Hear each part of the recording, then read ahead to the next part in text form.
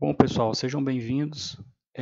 Na aula de hoje nós vamos falar sobre a transformada de Laplace em circuitos.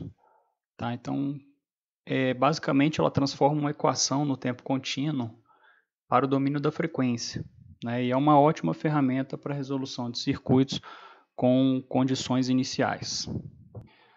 Bom, a definição da transformada de Laplace é essa aqui. Transformada de Laplace de uma função do tempo é a integral de 0 a infinito da função vezes a exponencial elevado a menos st dt.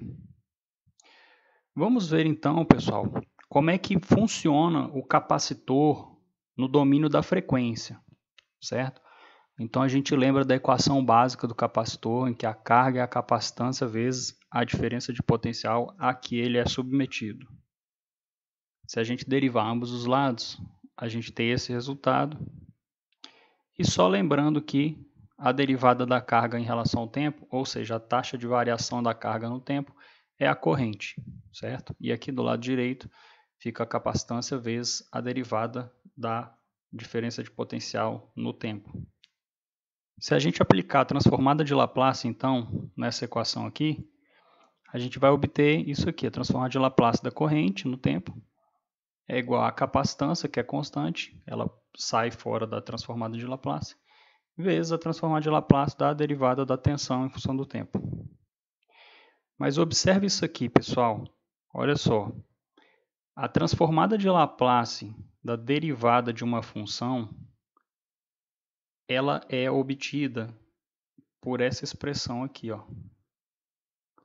Ou seja, a transformada de Laplace da derivada de uma função é igual a S vezes a transformada de Laplace da função menos a condição inicial da função em zero, o tempo igual a zero. Aplicando então essa propriedade aqui nessa equação anterior aqui, a gente vai ter que a transformada de Laplace da corrente, I de S, é igual a capacitância vezes, olha só, a correspondência aqui, S vezes a DDP na frequência menos a DDP na condição inicial. E se a gente desenvolver essa expressão, a gente vai obter isso aqui. E só reorganizando a expressão, a gente separando a tensão no domínio da frequência, a gente obtém essa expressão aqui, que é a DDP do capacitor, a representação da DDP do capacitor no domínio da frequência.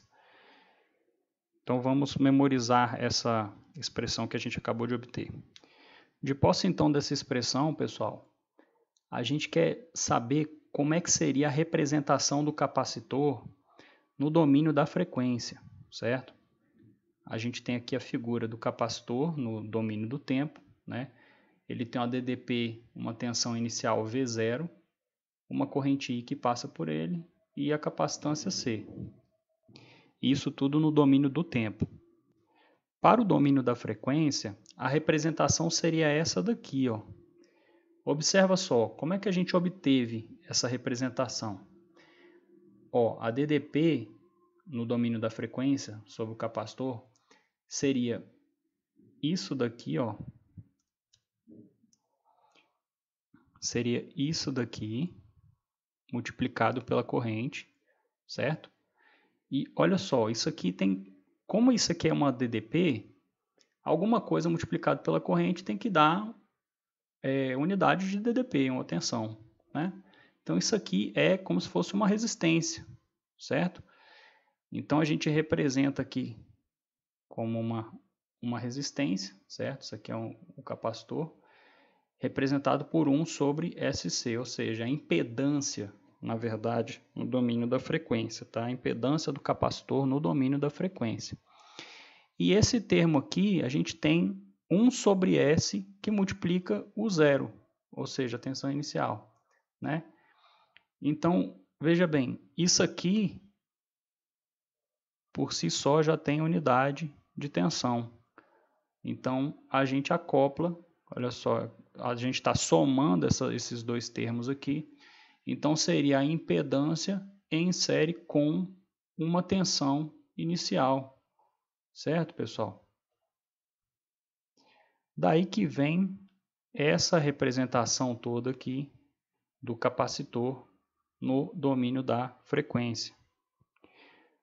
Mas essa representação aqui, pessoal, ela também, olha só, isso aqui lembra o teorema de Thevenin, né? Como se fosse uma impedância em série com uma fonte de tensão, né?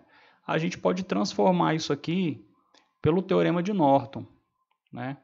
Então, para quem viu o nosso vídeo aí explicando o teorema de Norton, facilmente encontra que a corrente de Norton, ela vai ser essa tensão, é só fechar o curto-circuito aqui, pessoal.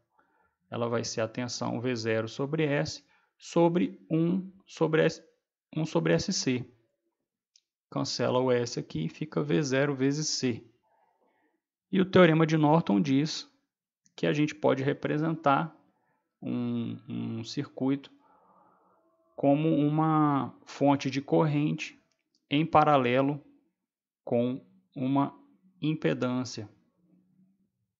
No caso aqui, a impedância de Norton, ela é a mesma que a gente encontra aqui, né? Porque se a gente fechasse o curto-circuito aqui e curto-circuitasse essa fonte de tensão, a única impedância que sobraria seria 1 sobre SC. Então, ela fica 1 sobre SC em paralelo com a fonte de corrente que a gente acabou de descobrir aqui, ó.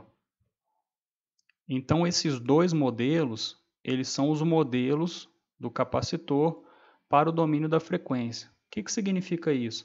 Que se a gente tem um circuito no domínio do tempo, lá desenhado, o capacitor ele pode ser substituído por essa representação, no domínio da frequência, ou por essa representação aqui.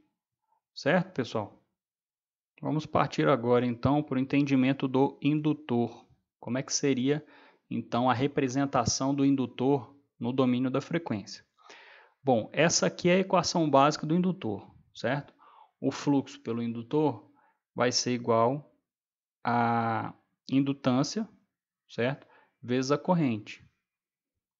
Se a gente derivar de ambos os lados, a gente obtém essa expressão. E a derivada do fluxo em função do tempo é a ddP sobre o indutor, certo? E aqui do lado direito fica a impedância vezes a derivada da corrente em relação ao tempo.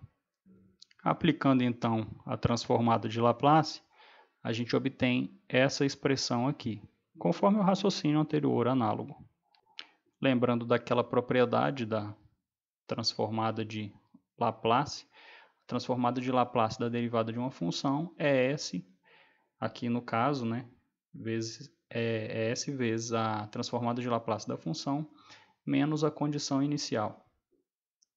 Desenvolvendo a expressão, então, a gente obtém isso aqui para o domínio da frequência, certo?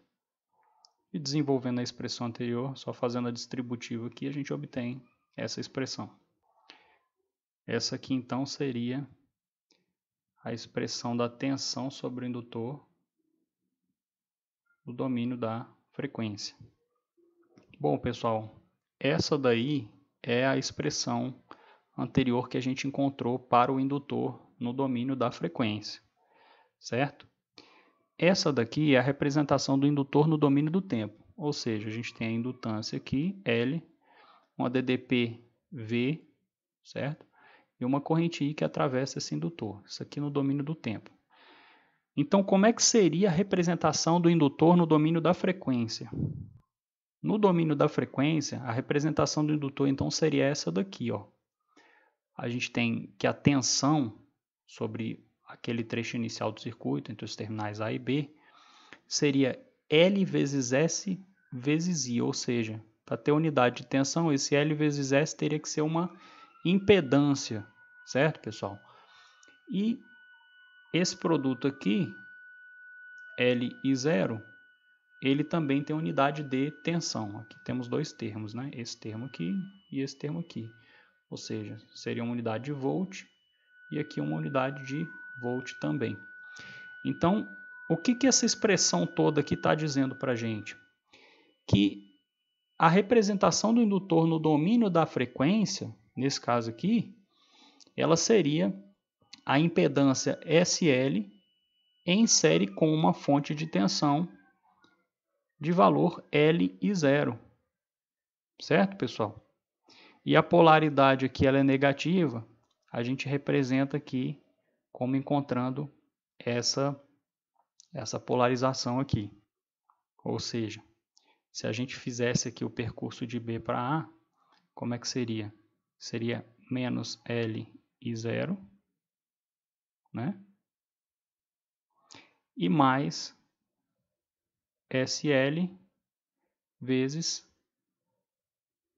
IS, que nada mais é do que essa expressão que a gente tem aqui em cima. Aí o raciocínio é análogo àquele anterior, pessoal. Isso aqui lembra muito o Thevenin, né? Então a gente tem uma impedância em série com uma fonte de tensão. A gente pode representar isso aqui pelo teorema de Norton como uma fonte de corrente em paralelo com uma impedância equivalente, né? Como é que seria essa fonte de corrente? Era só curto-circuitar esses terminais aqui. Então a corrente seria ADDP, que é L e 0, sobre SL, que é a impedância. E a gente obtém I0 sobre S.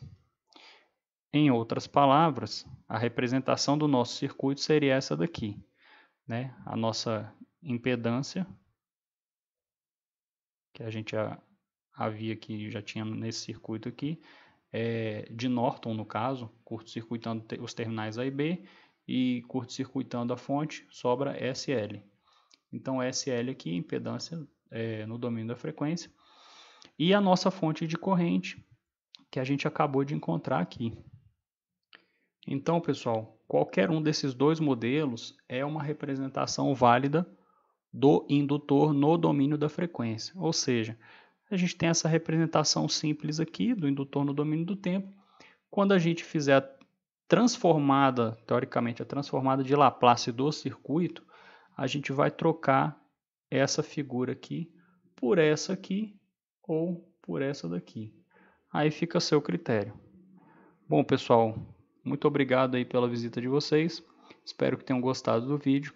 Estou aberto a sugestões e até a próxima aula.